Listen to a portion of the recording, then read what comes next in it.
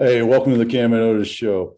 Another fun one, a guestless show, which are always fun to do, and shift back to the just one-on-one conversations. And I'm going to let Camden lead us in with a little bit of a story here. Yeah, so this will sound familiar if anyone goes out and watches our Tribe Talk Thursdays that I do with Ashi. I had one a couple weeks ago. I talked about this. My favorite show, one of my favorite shows growing up, definitely my favorite survival show of all time. And I know you might have pushback on that, Dad, but it's Survivor Man, and with Les Stroud. And for y'all who don't know, Les Stroud is I was gonna say SAS. Did I get that right? Is my memory right on that? Yeah, he's Yeah. an SAS guy. Yeah. And what made him special is when he did his survival shows, it would always be a set period of time out wherever he was. You know, they'd go say 10 days in the Rockies, and they would drop him off somewhere, usually doing something crazy like jumping out of a helicopter or something. And then he would drop with all of his camera equipment, and he was totally alone. And he had to film himself while he walked around. And then they would usually have another point for him to work to. So it's something you're working towards. But you know, when people think about survival in the mountains, and you know, you're more of an expert on this than I am, but the things that I think people think about are, you know, they think bears, they think mountain lions, all these type of things. And what I always like to tell people, especially, you know, my city friends and all that kind of stuff, is one of the things that'll Oh, actually time out. Your city friends? What are you, boy? I'm a city boy now, but I grew up out Oh, in the okay. mountains. Okay. Right out, come on, we were way out in the Rockies. Come on, let me tell the story.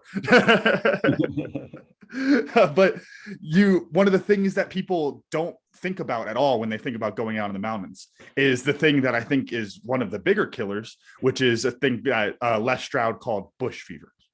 And bush fever is this idea where you get a little bit separated from your camp. You're out hiking around in the mountains and you're working your way back to your camp, and you keep telling yourself that your camp is over that next hill. And then so you convince yourself it's over the next hill. So you hike your way up the hill, go down to the bottom, that next little ridge, and you go, oh, my camp's not here. And then you look over to the next ridge line and you say, I recognize that tree. That's the tree I thought I saw. It's just one more hill.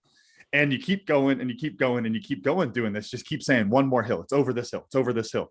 And that's what actually kills you, because you wind up either full on exhausted, or mostly you just get so far away from your camp because you were only a half a mile away in the first place, but you kept going west when you should have gone east. There's the rule for the Rocky Mountains, right? Always go east. You'll find your way out eventually, right? Well, it's actually always go downhill and follow the water to civilization in the mountains. Which, if we're on the east side of the continental divide, is east. But anyway, so bush fever is an interesting little psychological thing that happens when you're out in the mountains, because it's so easy to convince ourselves that what we're doing is right, and to convince ourselves that what we see is what we want to see, when in reality you got to see the world as it actually is, so that you don't wind up moving west when you're supposed to go east, or moving uphill when you're supposed to go downhill, or whatever it is. And when you do that, you get lost and you can get stuck out there and you can die out there. And I think that that's a really important, really interesting lesson that you can apply to a lot of other things, definitely. And I know that our time hunting up in Wyoming is different, not as mountainy, but much more hilly, I guess, if you can be less mountainy but also more hilly at the same time. Yeah. I don't know.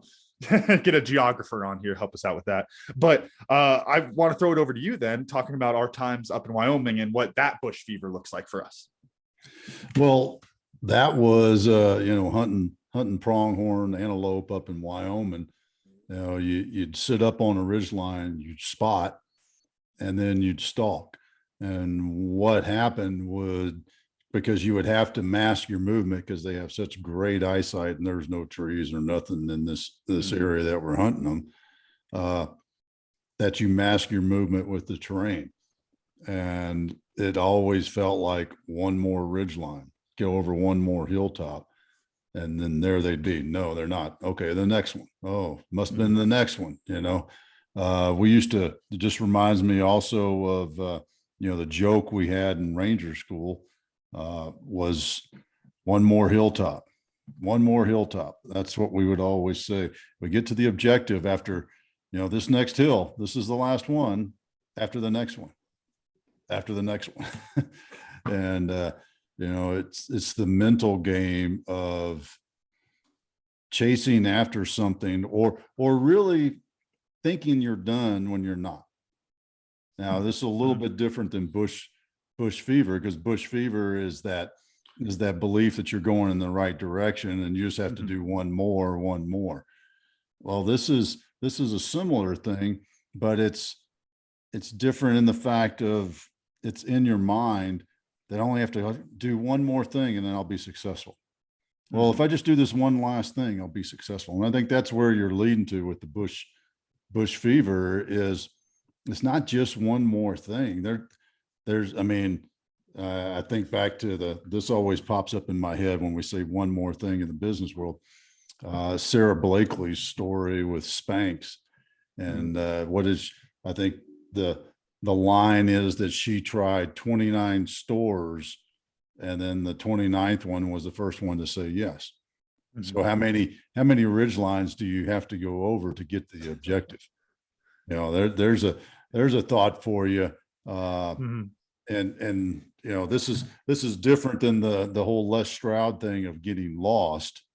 It's more of a measurement of persistence. And I think that's where it comes down to a real understanding of what your situation is, because, I think back to, and you'll, without going too long of a hunting story on this, you'll know which one I'm talking about. The year we went up there in the blizzard, couldn't hunt for the first 2 days, or we went out there, we couldn't see anything for the first 2 days in the blizzard. And then that third day we did that 3 mile stalk through the post freeze ice and all that kind of stuff. But we got our pronghorn at the end of it. And that's the interesting thing there with what you're talking about with the persistence is there's pronghorn out there. The pronghorn, they might not be over the next hill, but they might be over the next one or the next hill. And that they're out there. You know that there's success out there for your business. The question is, are you going in the right direction? Like going back to the bush fever, is this the direction I need to go in, or do I need to stop, take a deep breath and stay here for a little while and, getting better bearing of my surroundings? Or is this something I need to keep fighting through?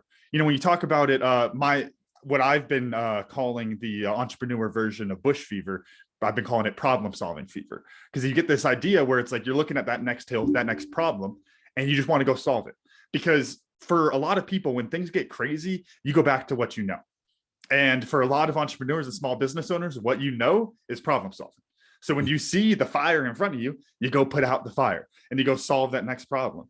And if you just continue to do that, going back to the bush fever analogy here, you might be moving the wrong direction. You're supposed to go east. And if you solved 2 or 3 problems going east, hiked 3 hills going east, you would have made it back to campsite. You would have made it to success.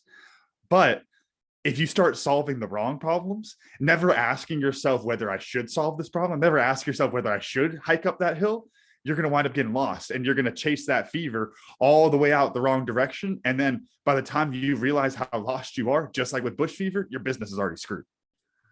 Yeah. Well, here's it's not the corollary, the inverse of that, to use the hunting example still, because this happened also, is one of the things about hunting animals is that you can plan on where they're going to be and think that's where they're going to be, but there's still that high probability that they'll just show up.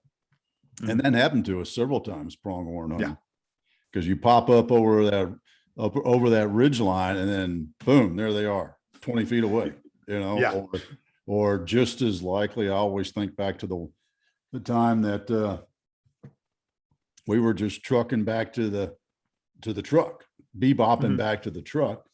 And then here comes a herd. Just blowing right through, 30 yards from us sort of thing. And then how quick can you react? Because that's what happens in life also. How quick can you react to that opportunity? Did you just miss it? Think about if you've never hunted antelope, they run at 30 plus miles an hour. I Googled it when I did that first episode. I think they get up to 65 is the fastest ones recorded. Yep. But remember, we clocked one running next to that was crazy on a dirt. that is one of those, and it's such a small thing. I think about that moment all the time. It's one of the craziest moments of my life. Driving down that dirt road, you just blaring down that dirt road in Old Gray, and that young buck just going stride for stride with us for like a mile and a half at least. 35 miles an hour. He was stride for stride with us. And then all of a sudden he kicked it into gear and headed out. Oh yeah. So the point of that is, if you're not watching, not aware, not looking for opportunity, you'll miss it. I mean, think about it in the sense of, those pronghorns, when they run across your field of view at 35 miles an hour, you don't have time to get out your rucksack and pull out your rifle and range it and do all these other things. You have to react right then. And my point of that is in business, you have to be able to respond and react to those opportunities when they come up. Because once it's gone, it's gone. I mean, how many times you watch the antelope run by in front of us and be gone in just a matter of minutes, over the horizon. All you see is assholes and heels heading out. You don't see nothing else. That opportunity's gone, and all you can do is work towards the next one. And I think that's where it really comes full circle on this analogy that we're painting here, because it's recognizing, and when you're in Wyoming, you don't want to get too far from the truck, because as you very cleverly taught me over the years, remember, you got to bring it back wherever you go, however far out you hike there. If you think you can take 5 miles, remember, you can only do 2.5, because you got to do that 2.5 back. You got to keep that in mind. And that's just like in business. You got to recognize the abilities of your business, how far you can go, the abilities of your team, hours, and that type of stuff, what your output can be. But what you were talking about of like walking back and then being ready for the opportunity, when you go chasing problems and you go solving problems, getting that problem solving fever, and you're just looking for the next problem, just solving without ever stepping back and looking at things, you won't see that next opportunity. You won't notice, or you won't be prepared to seize on that opportunity when the time comes, because you're too focused on solving another problem that really doesn't need to be solved. I mean, how many times, here's the really simple example for it, but I think it's true for probably a lot of people. You could spend your entire day, I'll use a farm example of, aquaponic system flooded, pump broke overnight, entire farm flooded, and you're in there fixing it, make sure the fish don't die, the plants don't die, and all that kind of stuff. You spend 12 hours putting out that fire, cleaning up all that water and everything, right? When you're in that mode, you don't check your email. You don't answer the phone call from the random person who saw your Facebook video and went, that sounds interesting. Maybe I should go buy vegetables from it. You don't get any of that, because you're too busy putting out fires. Now, when there's 150 gallons of water on your wooden floors, and it's going to sag your building and mess it all up in an old building that's already all beat up and got flood damage and all that kind of stuff that I was dealing with, then you do have to go solve that problem. And so this comes back to whether you're hunting pronghorn and you're keeping aware of how far you are from your truck, or keeping aware of where you think those pronghorn might be, whether you're out in the woods trying to work your way back to your campsite, or you're in your business going to try to solve a problem so that you can get more sales or whatever, build a better culture, whatever it is the problem is that you're solving. You got to take the time to ask yourself if that's the right choice. It's not that, when we talk about bush fever, it's not that you never go over the hill. It's that you go over the right hill. That's the goal here. It's not that you just stay put, even though that is pretty good for a lot of survival situations, but going over one hill, still, like, you're not going out and exhausting yourself, because once you go over one hill and you don't see it, you should recognize what the situation you're in, instead of just freaking lying to yourself and keeping it going. Because that's what it really comes down to. Happens when you're out hiking, going after pronghorn, you keep lying to yourself and saying they're over the next hill. And it happens in your business when you keep saying, gosh, if I just solve one more problem, oh my gosh, if I just, one more phone call, one more this, one more that, it's coming. And it's success may be one hill away, but it's probably not. And you have to have an honest look at it and have an honest talk with yourself about what the situation is, so that you don't move forward recklessly in that kind of a situation. Well, there's a couple of things I want to jump on here.